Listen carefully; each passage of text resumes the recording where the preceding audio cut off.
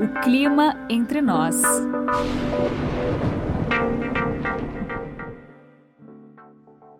O verão 2020-2021 começa no dia 21 de dezembro de 2020, às 7 horas e 2 minutos pelo horário de Brasília, e se estende até o dia 20 de março de 2021, às 6h38, também pelo horário de Brasília.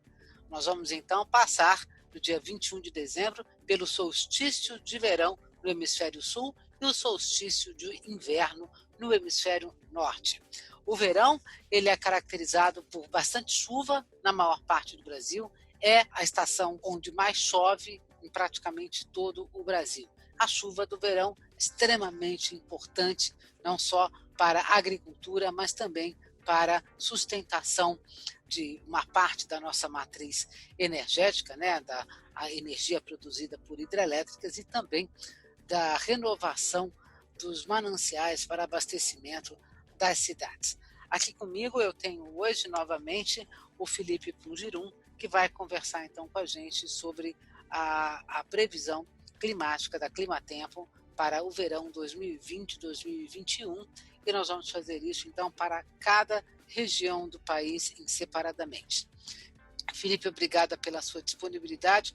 Eu queria que, para a gente começar, você comentasse um pouquinho sobre quais as diferenças que a gente vai ter entre as condições assim atmosféricas, oceânicas, né, entre o verão 2020-2021, que a gente já tem aí uma laninha atuando, né, e o verão 2019-2020, que nós tivemos aí vários eventos de zona de convergência do Atlântico Sul.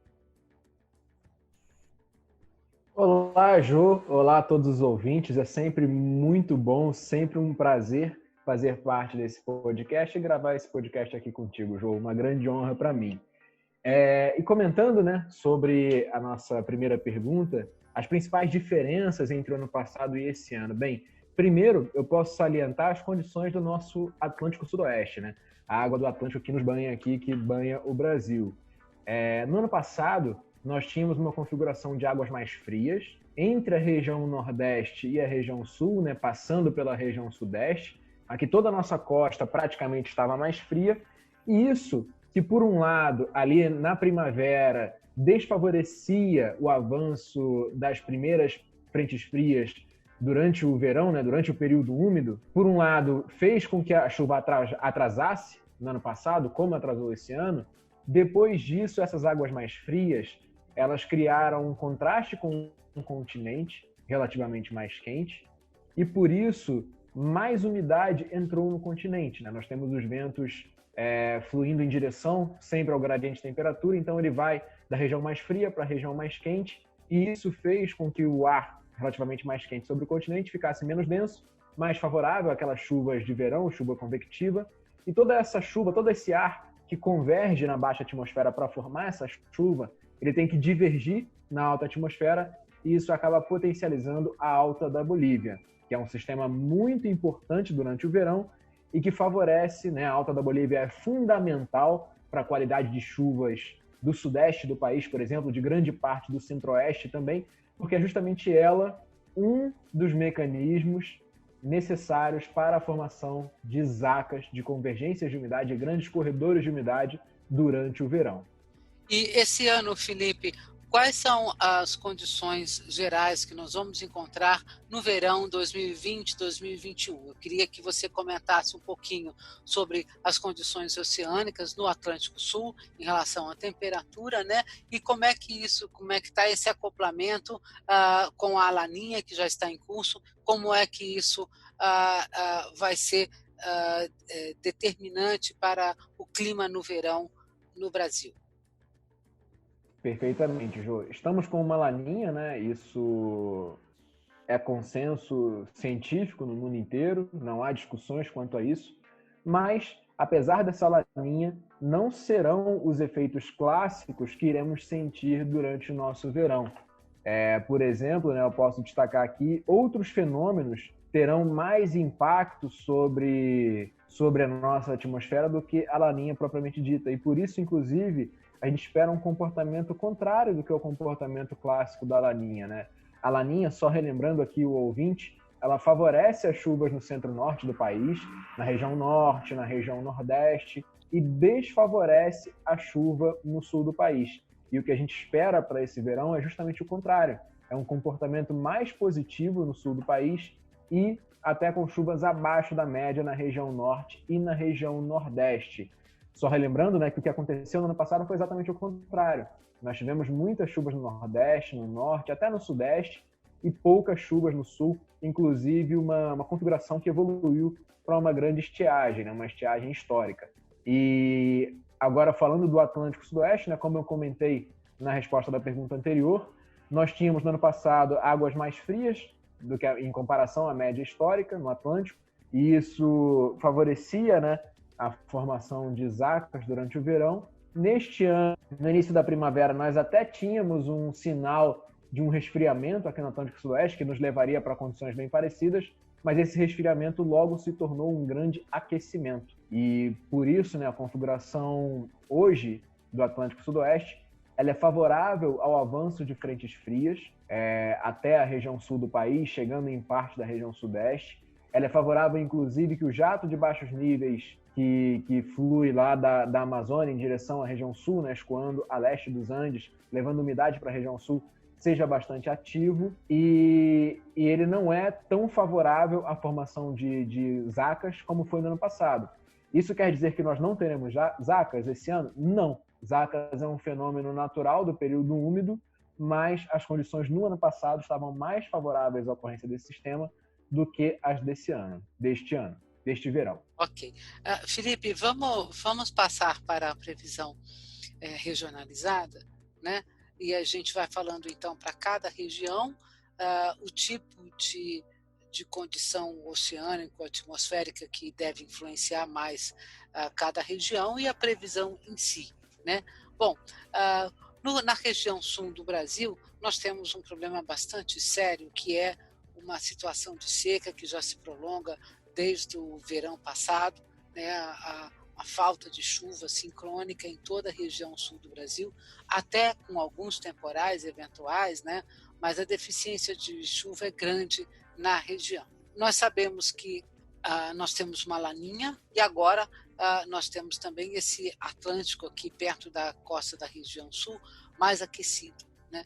Como isso influencia a chuva na região sul nesse verão? Quais são as expectativas para o padrão de temperatura e padrão de chuva na região sul do Brasil durante o verão 2020 e 2021? Olha, as notícias para a região sul são boas, em comparação, né, a todo o observado ao longo do último período úmido, ao longo deste ano. A expectativa para a região sul é de chuvas acima da média de maneira geral, para esses 3 meses de verão, né? Dezembro, janeiro, finalzinho de dezembro, janeiro, fevereiro e março. A expectativa é de chuvas acima da média, então para janeiro, por exemplo, a previsão é de chuvas acima da média em quase toda a região sul, com exceção ali do centro-sul do Rio Grande do Sul e do extremo oeste, em que a chuva fica entre a média e abaixo da média. Em fevereiro, a expectativa é novamente para o extremo oeste, abaixo da média, extremo oeste do Rio Grande do Sul, abaixo da média, e tanto Santa Catarina, quanto Paraná, quanto as outras áreas do estado do Rio Grande do Sul, com chuvas acima da média. E para março, a expectativa é de chuvas acima da média em toda a região sul. Felipe, qual o mês assim, onde nós devemos ter assim, a maior quantidade de eventos chuvosos, assim, de persistência de chuva? Olha, fevereiro tem se mostrado um mês aqui nas projeções em que diversos eventos de chuvas mais extremas acontecerão na região sul. Nós já estamos, né, numa evolução de formação de temporais na região sul. Nós tivemos, inclusive, formação de sistemas convectivos de mesoscala, né, tanto em novembro quanto em dezembro. Nesses 3 meses, então, a gente vai ter provavelmente eventos de chuva frequentes, né? E certamente vamos ter vários temporais, né? Mas para a formação de todas essas áreas de chuva, o que vai pesar mais? A passagem de frentes frias pelo sul do Brasil ou essa formação dessas grandes áreas de baixa pressão ali pelo interior do norte da Argentina, no Paraguai, no Brasil, né, que produzem volumes de chuva muito elevados, alimentados aí pelo jato de baixos níveis. O que é que vai pesar mais? Jô, sem dúvida, é notória essa contribuição do jato de baixos níveis para toda essa configuração no sul do país. Então, eu posso te responder, né, que a expectativa é de que esses sistemas de baixa pressão, essas ciclogêneses, sejam uma maior contribuição para chuvas no sul do que a passagem de frentes frias propriamente dita. É claro que teremos avanço de frentes frias, inclusive quando esses dois sistemas se encontram, né, é uma mistura bem explosiva e, inclusive, há expectativa de que esse tipo de acontecimento cause grandes temporais na região sul para esse verão. Felipe, em relação a temperaturas, o que se pode dizer deste verão? Um verão com temperaturas, muitos eventos extremos ou não? Por causa do principal, né, desses eventos de chuva ser por causa dos jatos e não propriamente dito das frentes frias, a expectativa para janeiro ainda é de temperaturas acima da média em toda a região sul, os 3 estados da região sul. Aí, para fevereiro, a expectativa é de que essas temperaturas fiquem significativamente acima da média no extremo oeste e no centro-sul do Rio Grande do Sul, as outras regiões com temperaturas bem próximas à média histórica. E em março, a previsão é novamente o centro-sul e o extremo oeste do Rio Grande do Sul, com temperaturas significativamente acima da média, e as outras regiões com temperaturas bem próximas à média histórica. Olha, isso me faz pensar que nós poderemos ter alguns dias de 40 graus no oeste do Rio Grande do Sul, porque com esses ventos quentes e assim, e se a chuva não é muito frequente, quer dizer, numa pré-frontal aí com jato de baixo, vai bater nos 40. Realmente vai ser uma coisa bastante quente, né? Ok. Vamos ver agora como é que fica a previsão do clima no verão 2020-2021 para a região sudeste do Brasil. Nós tivemos no verão passado, 2019 e 2020, volumes de chuva excepcionais sobre Minas Gerais, sobre o Rio de Janeiro e sobre o Espírito Santo. O verão passado ficou, na verdade, até devendo chuva ao estado de São Paulo. Mas o que não caiu em São Paulo caiu em dobro ou talvez 3 vezes mais em cima dos outros estados. Nós terminamos aí esse ano de 2020 com mais de 2.000 milímetros de chuva acumulados na região de Belo Horizonte, que teve aí o seu verão mais chuvoso da história, né? Nunca choveu tanto em Belo Horizonte. Foram um pouco mais de 900 milímetros acumulados só em janeiro, o mês mais chuvoso já registrado nos 110 anos aí de medições em cima de Belo Horizonte, né? Bom, nós tivemos aí alguns eventos de zacas e de convergências fortes de umidade no verão 2020, 2019 e 2020. Felipe, quais são as condições que a gente tem agora, né, que devem predominar, que devem influenciar a região sudeste do Brasil? Essas convergências vão acontecer ainda? Tem passagem de frentes frias? Quais os principais sistemas que se espera que atuem sobre a região sudeste do Brasil durante o verão 2020 e 2021? A expectativa para esse verão 2020 e 2021 na região sudeste é avanço de frentes frias, pancadas de chuva típica de verão, né? Aquele dia ensolarado, que no final da tarde cai aquela pancada de chuva rápida e muitas vezes mal distribuída, mas que pode causar transtornos, né? Vir acompanhada de rajadas fortes de vento, descargas elétricas atmosféricas e, sem sombra de dúvida, de convergência de umidade, de grandes corredores de umidade que fazem com que a umidade que vem lá do norte do país escoe em direção à região sudeste. Mas, pelas configurações oceânicas que temos aqui no Atlântico Sudoeste, a previsão é de que a maior parte dessa chuva se concentre no estado de São Paulo, no estado do Rio de Janeiro, no sul de Minas e na região do Triângulo Mineiro. O Espírito Santo, a região ali centro-norte de Minas Gerais, né? Norte de Minas, Vale do Rio Doce, Vale de Jequitinhonha, Vale do Mucuri, essas regiões, até um pouco ali da Zona da Mata também fica na transição, mas essas regiões com previsão de chuvas abaixo da média no verão 2020. E, principalmente, o que mais veremos nesse verão é a convergência de umidade sobre essas áreas mais do sul de Minas e o estado do Rio de Janeiro, e o avanço, sim, de frentes frias ao longo dessa estação mais chuvosa. Quais as capitais que devem passar um verão com mais ou menos chuva do que a média? Em relação às capitais, São Paulo, Rio de Janeiro, com chuvas acima da média no verão, e Belo Horizonte e Vitória, com chuvas abaixo da média. Quanto a temperaturas, a expectativa é de temperaturas acima da média, tanto em São Paulo, quanto no Rio de Janeiro, quanto em Belo Horizonte e também em Vitória ao longo do verão.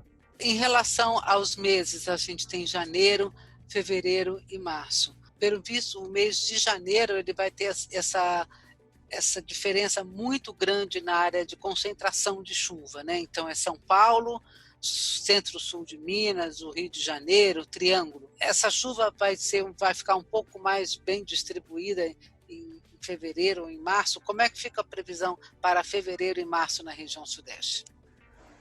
Em fevereiro, a previsão é um comportamento bem parecido com o de janeiro, né? A expectativa é ainda de chuvas acima da média no estado de São Paulo, no centro-sul fluminense, incluindo ali a capital, e também nas áreas do estado de Minas que fazem divisa com o estado de São Paulo e com o centro-sul fluminense, né? Uma porção ali do sul de Minas e uma porção do Triângulo Mineiro.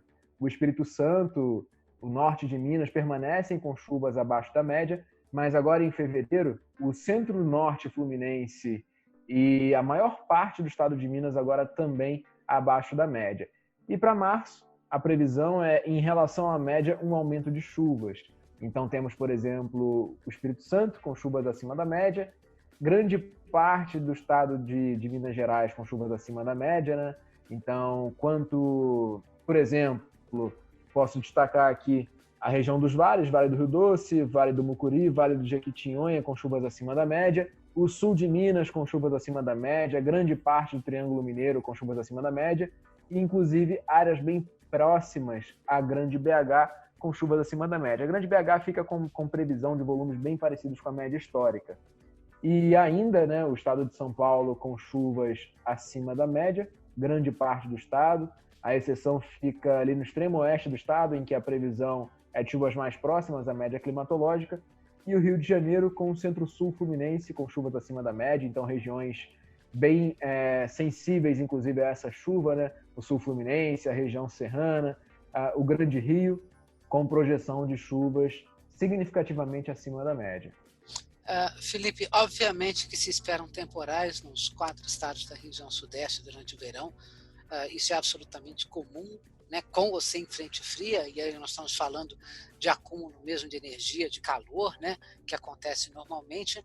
Agora, por essa previsão, então, nós não teremos a situação de chuva tão extremamente volumosa, né? E eventos tão severos de chuva como nós tivemos o verão passado, né? Em comparação com o ano passado, a projeção é de volumes bem menores de chuva, né? Então, se nós tivemos grandes acidentes, por exemplo, em BH, Vitória, em outras regiões da região sudeste, Vitória, a região serrana de Vitória teve alguns acidentes, a expectativa esse ano é de volumes menores. Então, no que tange o volume de chuva, a expectativa, a previsão, né, as nossas projeções é bem menor para acidentes. Mas é claro, não se descarta de maneira nenhuma acidentes provocados por chuva, porque mesmo com projeção de volumes menores, ainda são, como em todo o verão praticamente, todos os verões praticamente, ainda são volumes bem significativos. Certo. Em relação à temperatura, assim, um calor, acho que dentro da normalidade, mas a expectativa de extremos, acho que não, né? Não tem nenhum motivo para ter extremos de temperatura, né? Não há projeção de nenhum extremo de temperatura. Calor dentro da média, né? Nosso país tropical aqui abençoado por Deus, sudeste bem quente, como é em todo o verão.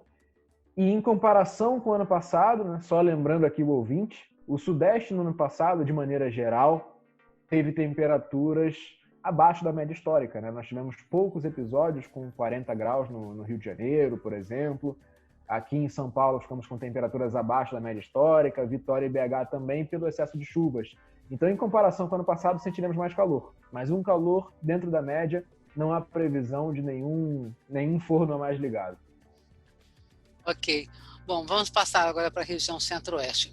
Na região centro-oeste do Brasil, o verão também é normalmente a estação com maior acúmulo de chuva. E são médias muito elevadas, né? Se você pegar aí estado de Mato Grosso ou mesmo Goiás, você tem médias que ultrapassam 300 milímetros de chuva. É muita água. E nós estamos aí terminando um ano inesquecível, né? Esse ano de 2020 nas suas condições climáticas na região centro-oeste, porque nós experimentamos uma onda de calor histórica, né, assim, com temperaturas batendo recorde histórico de temperatura no Brasil. Nós tivemos 43,8 graus registrados em Nova Maringá, em Mato Grosso.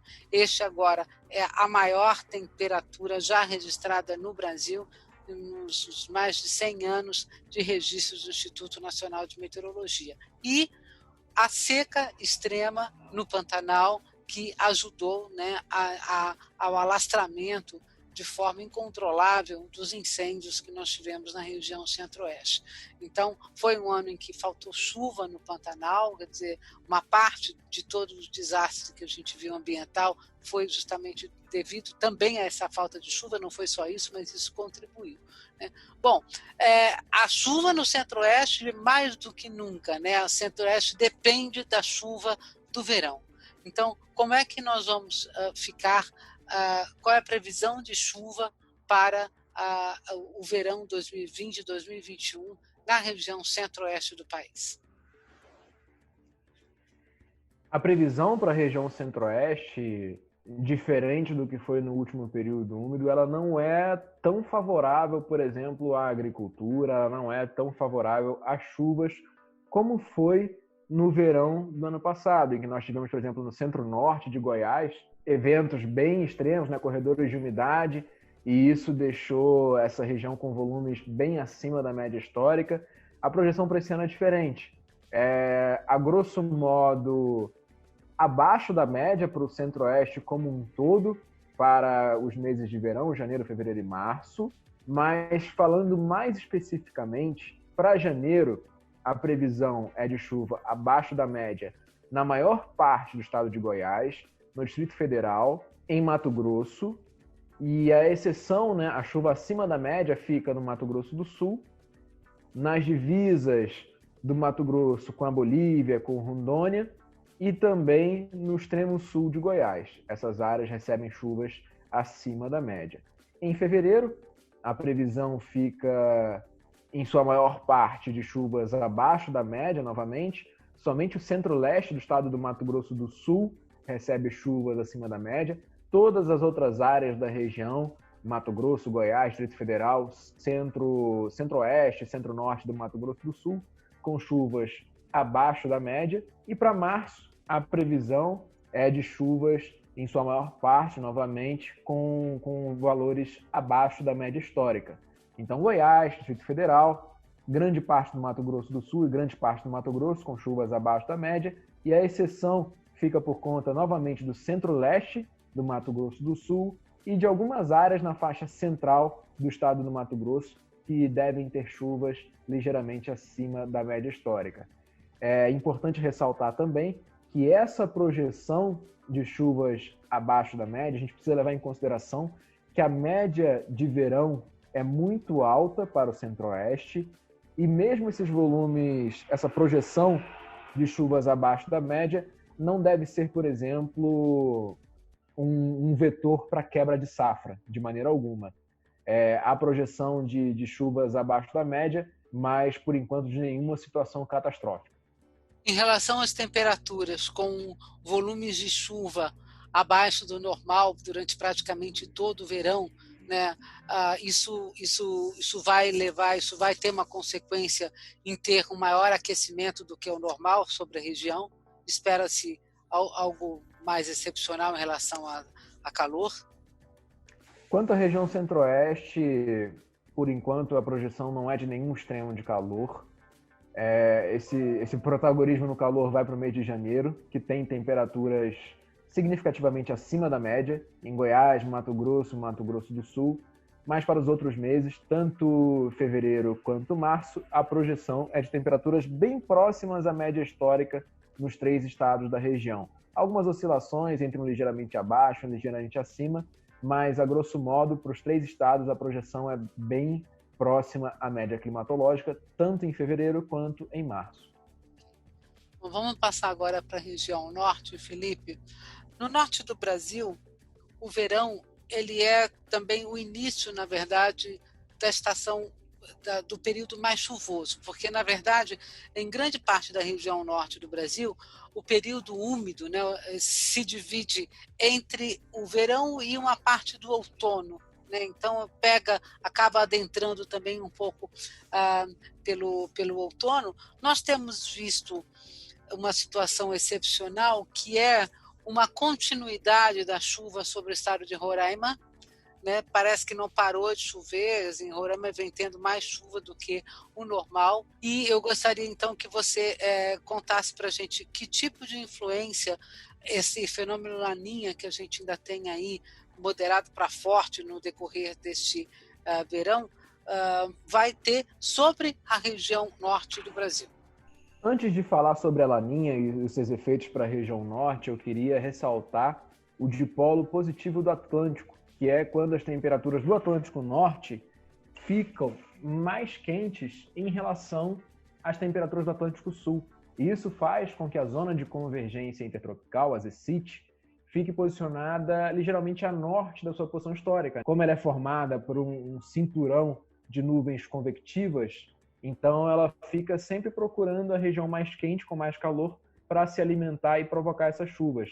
Então, por isso, por todo esse aquecimento maior no Atlântico Centro-Norte, no Atlântico Norte, essa zona de convergência ficou posicionada ao norte da sua posição histórica e causando mais chuvas em Roraima e no Amapá do que se espera nessa época do ano. Nessa época do ano, em comparação com o ano passado, por exemplo, a ZECIT já tinha baixado mais, já tinha vindo mais para sul e causado mais chuva em áreas mais ao sul do que nesses estados propriamente ditos. E quanto à Laninha, a região norte é uma das únicas regiões em que se espera um comportamento típico de Laninha, ou seja, chuvas com uma qualidade bem interessante, chuvas acima da média na maior parte da região nesses 3 meses. Então, falando especificamente aqui de cada estado e de cada um dos meses, em janeiro, por exemplo, a expectativa é de chuvas acima da média na maior parte do Amazonas, em Roraima, no Amapá, no centro-norte do Pará, e chuvas dentro da média histórica em Rondônia, no Acre, e chuvas abaixo da média histórica, e aí sim, um estado que sofrerá com chuvas abaixo da média histórica em praticamente todo o verão, o Tocantins. Essa área da região norte, o Tocantins, sofrerá com chuvas abaixo da média histórica em praticamente todo o verão. E a gente vai para fevereiro.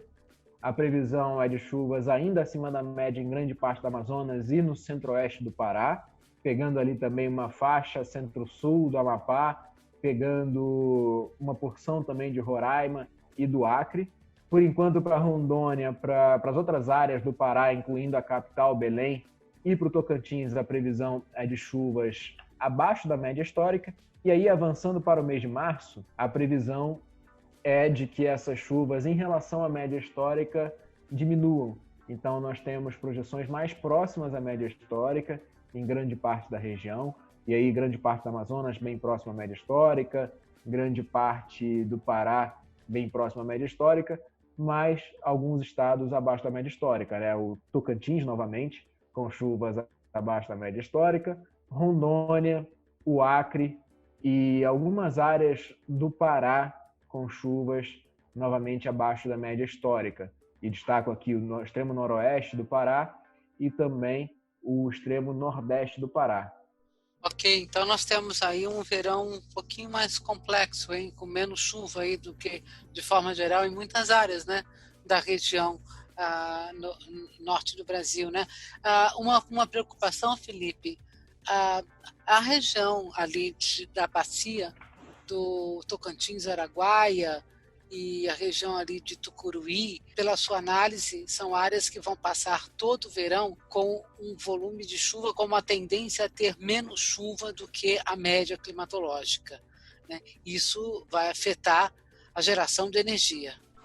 Em relação aos reservatórios hidroenergéticos da região norte, a bacia do Tocantins, rios importantes da bacia do Tocantins, Rio Tocantins, Rio Araguaia, a projeção é de chuvas abaixo da média. Bacia do Xingu também, a projeção é de chuvas abaixo da média. São duas das principais bacias que alimentam, né, o chamado submercado norte, as principais usinas, os principais postos do submercado norte, né, Tucuruí, Belo Monte.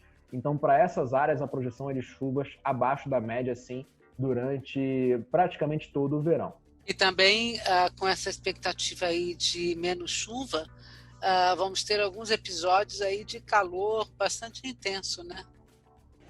Quanto ao calor, para a região norte, a previsão é realmente de temperaturas acima da média histórica, né? Episódios de calor extremo, principalmente, novamente, como nas outras regiões, principalmente em janeiro. Episódios de calor extremo também, principalmente no estado do Tocantins, né, que é conhecido por bastante calor durante praticamente todo o ano. A projeção para esse verão ela é, inclusive, de temperaturas significativamente acima da média histórica. Para fevereiro e para março, a previsão é de calor dentro da média histórica, né, o calor normal que costuma fazer em todos os verões. Felipe, vamos passar agora para a região nordeste do Brasil. Com essa projeção das águas do Oceano Atlântico Norte mais quentes do que o normal, fazendo com que a zona de convergência intertropical fique mais ao norte da sua posição média, né? Esse é um problema porque vai interferir diretamente não só na qualidade, mas no volume de chuva que normalmente cairia na região nordeste do Brasil, né? Quer dizer, a chuva do Nordeste ela é altamente dependente da zona de convergência intertropical. Então, nós temos aí um problema para este verão. Embora a chuva, o período úmido da região, na parte norte do Nordeste, também seja dividido entre verão e outono, né, a atuação da zona de convergência intertropical é fundamental. O que se pode esperar do padrão de chuva na região nordeste do Brasil no verão 2020-2021? De maneira geral, o padrão de chuvas da região nordeste é abaixo da média. E isso é ligado a muitos fatores, como, por exemplo, esse dipolo positivo do Atlântico, onde as temperaturas do Atlântico Norte ficam mais aquecidas em relação ao Atlântico Sul. Então, isso faz com que a zona de convergência intertropical fique mais ao norte da sua posição climatológica. E grande parte do Nordeste depende dessa chuva, inclusive áreas que dependem mais dessa chuva, a previsão é de chuva significativamente volumes abaixo da média. Essa faixa norte da região Nordeste, então, por exemplo, a faixa norte ali que compreende Maranhão, centro-norte do Piauí, Ceará e os estados também aqui da faixa leste do Nordeste, essa projeção é de chuvas significativamente abaixo da média. As outras áreas da região Nordeste, a Bahia, áreas mais ao interior, né, áreas que fazem inclusive parte de uma região importante, o Mato Piba, né, uma região importante de produção agrícola. Nessas áreas, a projeção também é de chuvas abaixo da média, em grande parte desse verão de 2021, mas não necessariamente por causa dessa exercite ao norte da sua posição histórica, e sim pela típica formação que nós esperamos, né? VECANs não atuando com suas bordas sobre esse interior da região Nordeste, né? Um sistema que é bastante importante na formação de convergência de umidade, que por muitas vezes passa por essas áreas. Então, por isso, a expectativa é, sim, de volumes abaixo da média nessas regiões. Em relação à produção energética Na região nordeste do Brasil, nós temos Sobradinho, né, que foi bastante favorecida com chuva no verão passado, mas nós temos agora os campos de eólica, né? O que se pode dizer em relação à projeção energética para esse verão na região nordeste do Brasil? Sim, nós temos agora campos de parques eólicos, mais parques eólicos para a região nordeste, mas esse pico de produção eólica ele acontece durante o período mais seco do ano. Ele tem o seu pico ali por volta do mês de setembro, por essa região, esse período do ano. É claro, ele ainda é importante, né? Mesmo esse pico de ventos não acontecendo agora, essa produção ainda é importante ao longo do verão e nós temos uma configuração mais favorável à produção eólica do que foi no ano passado.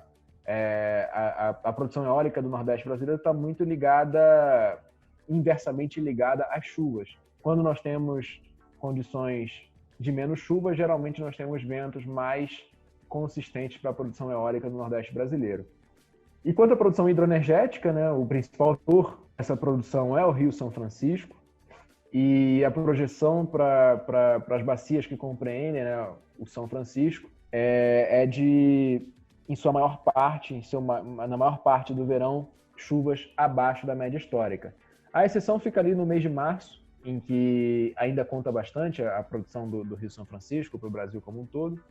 No mês de março, a projeção é de uma melhora no quadro de chuvas, inclusive chegando à média histórica e podendo ultrapassar essa média. Mas no mês de janeiro e no mês de fevereiro, a projeção é de chuvas abaixo da média. O Nordeste é normalmente bastante quente, né? Mas quando nós temos a chuva e aí, portanto, a nebulosidade mais abundante, então isso dá uma segurada nesse aquecimento todo no Nordeste, né? Alguma situação extrema está sendo esperada para o Nordeste do Brasil em relação à temperatura? A temperatura da região Nordeste é bem sensível à quantidade de chuvas, né? Quanto mais chuvas nós temos, mais nebulosidade e há um arrefecimento da atmosfera na região, nós temos temperaturas mais amenas. E, portanto, pela previsão de uma ausência de chuvas na maior parte do verão, a expectativa de temperaturas acima da média na maior parte desta estação. E o destaque vai para o sertão nordestino neste mês de janeiro, onde são esperadas, inclusive, temperaturas bem altas, né? São esperados eventos bem significativos de temperaturas altas. E, pelo visto, então, vamos esperar aí, acho que talvez a grande vedete desse verão seja a volta da chuva sobre a região sul do Brasil e, eu diria também, uma expectativa muito grande aí pela chuva em São Paulo, né? Porque faltou muita chuva no verão passado em São Paulo. Vamos acompanhar este verão, um verão com laninha, né? Uma laninha que ainda está moderada a forte, né? Felipe, eu agradeço muito a sua participação e agora deixo aí um espaço para as suas últimas palavras. Bem, é sempre um prazer participar deste podcast. Pode contar com a minha presença sempre. Deixo aqui um abraço para o ouvinte, um abraço para você, Jô. E, por favor, tomem cuidado com o verão, né? Essa estação que tem sempre episódios tristes, né? É sempre uma estação muito alegre, né? Uma estação de calor, de praia, enfim, de piscina, de churrascos. Mas tomem cuidado, por favor, com essas chuvas de verão, os corredores de umidade, os raios, os deslizamentos. Sempre fiquem atentos aos avisos, inclusive da Defesa Civil, atentos no site da Climatempo, para os alertas de chuvas mais fortes e curtam com moderação esse verão. Um abraço a todos. Ok. Bom, você ouviu então aí a previsão completa para o verão 2020 e 2021 em todo o Brasil. Eu agradeço muito a sua escuta, espero que tenha sido proveitosa para você e você pode ouvir outros episódios do podcast O Clima Entre Nós no site da Climatempo. Agora a gente já tem lá um linkzinho direto e você também pode ouvir nas principais plataformas de áudio. Agradeço muito então a sua audiência.